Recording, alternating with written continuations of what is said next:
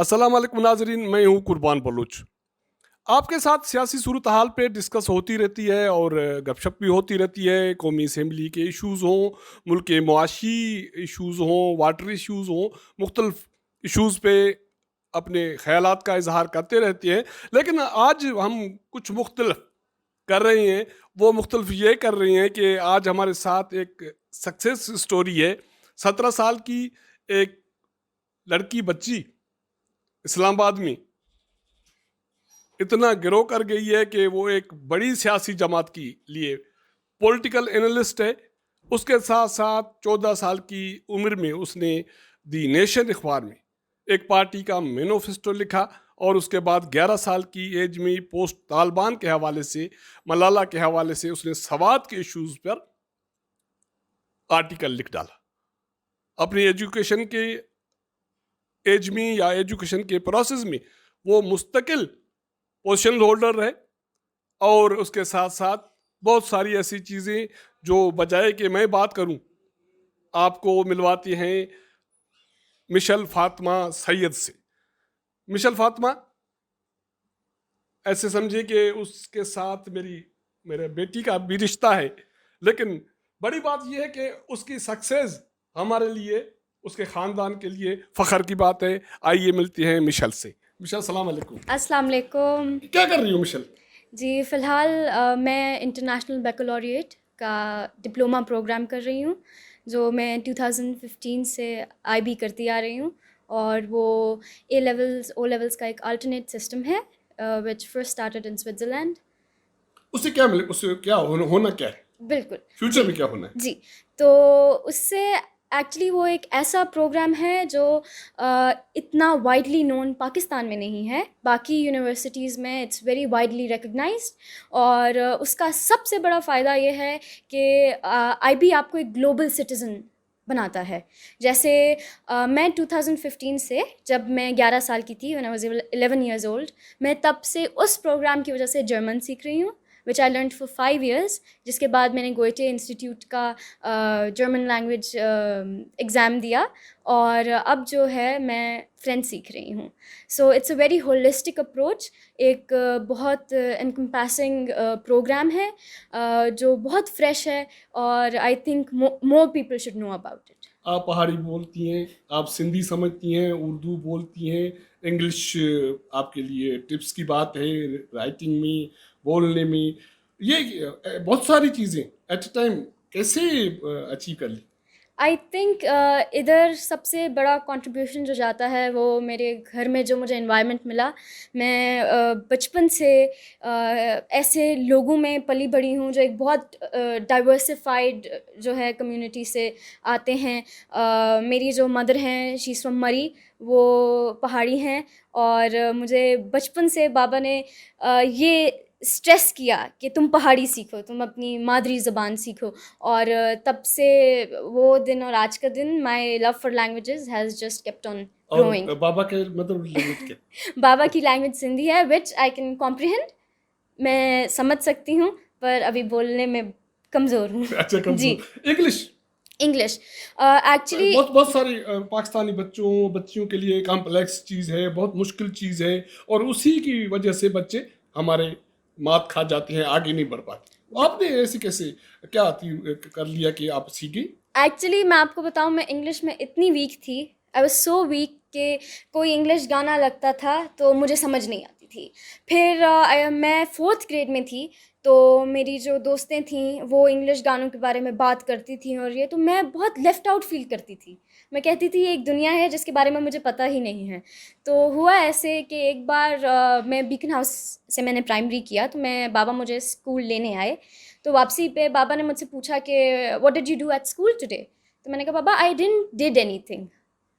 तो बाबा ने मुझे उस पे कहा कि डिड डू है, फर्स्ट फॉर्म डिड के साथ फर्स्ट फॉर्म लगता है। तो आई थिंक इस तरह के छोटे छोटे न्यूएंसेस जो मुझे बाबा ने मुझे सिखाया। बाबा ने मुझे बहुत इनकरेज किया। मैं एग्ज़ाम से पहले फ़िल्में देखती थी, ड्रामे देखती थी, तो कभी मुझे रोका नहीं। इंग्लिश? इंग्लिश बिल्कुल। और मैं आपको बताऊँ, ये मैंने आपका अपना शौक था? ये मेरा शौक़ ऐसे डेवलप हुआ कि फर्स्ट ग्रेड में बाबा ने मुझे जो है कहा कि मुझे आर्टिकल्स इंग्लिश पढ़ के सुनाओ। तो मैं पढ़ के सुनाने शुरू हो गई, शेख अज़ीज़ के, डॉक्टर मुबारक अली के, नदीम फ़ारूक पराचा के। तो उस वक़्त समझ तो नहीं आती थी, पर वो बोल के और बाबा मेरी तस्वीर करते रहे तो मैं अच्छी हो गई।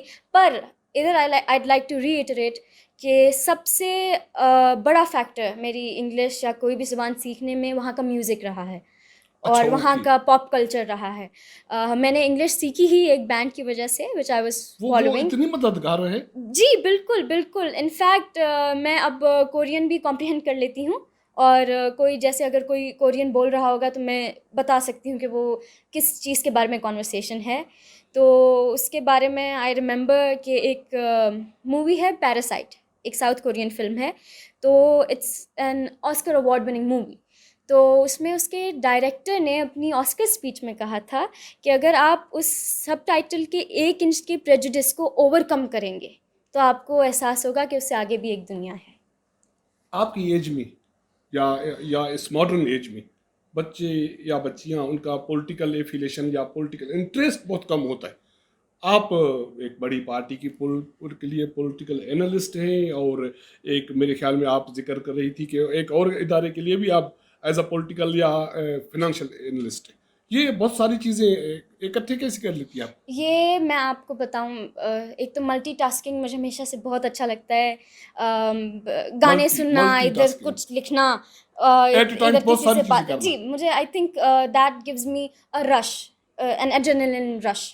तो लेकिन जैसे आप कह रहे हैं कि पॉलिटिक्स का बच्चों का इंटरेस्ट नहीं होता है, और आजकल आई थिंक बहुत एक टैबू टॉपिक बना दिया है कि बच्चे पॉलिटिक्स पे ना बोलें और ये और वो। तो आई थिंक सबसे बड़ा फैक्टर जो रहा है वो ये रहा है कि मेरे पेरेंट्स ने मुझे कभी भी अपने, अगर कोई दोस्तों की बैठक है, कोई मेहमान आए हुए हैं, तो कभी भी ये नहीं कहा कि आप इधर से चली जाएं या बच्चे अंदर चले जाएं तो हम आपस में बातें करते हैं। क्योंकि अगर बच्चों को वो भेज रहे हैं तो इसका मतलब है there is something wrong in the okay. Conversation, वरना इट इज़न्ट जस्टिफाइड कि आप अपने बच्चों को क्यों अंदर भेजना चाह रहे हैं। तो आई थिंक वो चीज़ सबसे बड़ी चीज़ जो रही है वो मेरा इंटरेक्शन रहा है with grown ups. And I have been very fortunate कि बहुत डिफरेंट बैकग्राउंड से जो हैं लोगों के साथ मेरी इंटरेक्शन रही है। मेरी बहुत पहाड़ी देसी कल्चर जिसे कहते हैं वो अपब्रिंगिंग भी है। मैं अपने नाना नानी से अपनी ज़बान में बात करती हूँ, असां अपनी ज़बान अज गल बाने हैं, बट और कोई मेहमान हूँ तो कभी इंग्लिश तो कभी ये कभी वो। So it has always been very fun. जो एजुकेशन आप ले रही हो उसमें कब से आपको स्कॉलरशिप ले रही? मैं स्कॉलरशिप ले रही हूँ since 9th grade. 9th grade में और 10th ग्रेड में मुझे स्कॉलरशिप मिली थी 100%। So I am the first student ever in Roots Millenniums history to have gotten scholarship at that history? Stage. Yes. तो ये अब आने वाले दिनों में जी। क्या इरादे? आने वाले पॉलिटिक्स में जाओगी, एजुकेशन में जाओगी, बाहर जाओगी, क्या करो?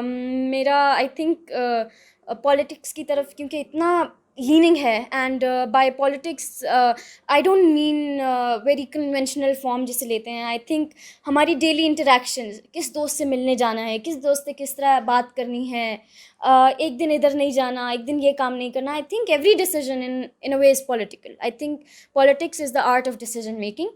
तो उस सेंस में I'd like to study politics and history, and Oxford would be a dream. इससे पहले, पॉलिटिक्स से पहले जी। एजुकेशन की अपने इस शोबे में कहाँ तक जाना है? बाहर जाना है, इधर ही एजुकेशन को कंप्लीट करना है? जैसी चीज़ें, बहुत सारी चीज़ें आप एट टाइम कर रही हो। जी, देखिए, क्योंकि मुझे इतना शौक है to interact with people from very different cultures. I think that is my forte. तो मैं बाहर ज़रूर जाना चाहूँगी, but I'd like to come back to. आप नहीं समझती कि यहाँ बच्चियों के लिए एजुकेशन में या जो चीज़ें आप करती आई हैं हमारी सोसाइटी में हार्डल्स हैं बहुत सारे? I think I have been very very fortunate, और मैं बिल्कुल ये मानती हूँ कि I am very prejudiced to have been given this sort of education and upbringing. I think बहुत सारी बच्चियों को, I think most of the girls here don't get this opportunity, and I think that's a shame. तो ये घर का माहौल ही है जो बच्चों को इतना बोल्ड बनाया कि जैसे आप बन गई, या हमारी सोसाइटी में जो अडल्ट हैं या बहुत सारी डिस्करेजमेंट है उनका ये सिला है कि हमारी बहुत सारी बच्चियां शाये रहती हैं और बहुत सारी चीज़ें अपने वालिदैन से और अपने दोस्तों के साथ डिस्कस नहीं करती, जिसकी वजह से पीछे रहती। जी बिल्कुल, I think nature versus nurture, something like that, hand in hand है, इंटरनल इन्वायरमेंट फिर सोसाइटी। बट आई थिंक क्योंकि मेरे बाबा हमेशा से ये कहते थे कि 2 साल की उम्र तक, 3 साल की उम्र तक बच्चे की 80% जो होता है एक स्टाइल, एक नैरेटिव लाइफ के बारे में, वो डेवलप हो जाता है। ठीक, तो मुझे लगता है कि it starts at home, right, पर to grow you obviously need a conducive environment in the society. तो मुझे लगता है कि इधर बच्चियों को दोनों चीज़ें नहीं मिलती हैं। पाकिस्तान के बच्चों के लिए, आपकी जो एज की बच्चियाँ, उनके लिए क्या मैसेज है? उनके लिए किस मेरा तरह मैसेज, वो आगे बढ़ सकती है? मिशेल कैसे बन सकती है? नहीं, वो सबसे बड़ी बात है कि उन्हें मिशेल नहीं बनना चाहिए।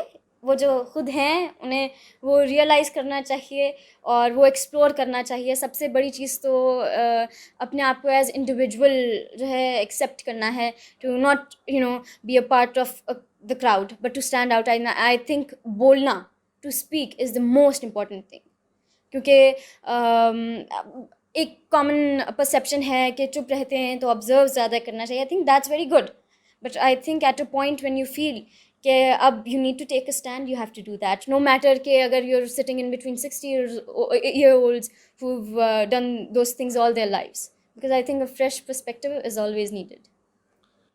नाज़िम, ये थी मिशेल फातिमा। दो चीज़ें बहुत सारी इसकी सक्सेस स्टोरी में जो मुझे नहीं मिली।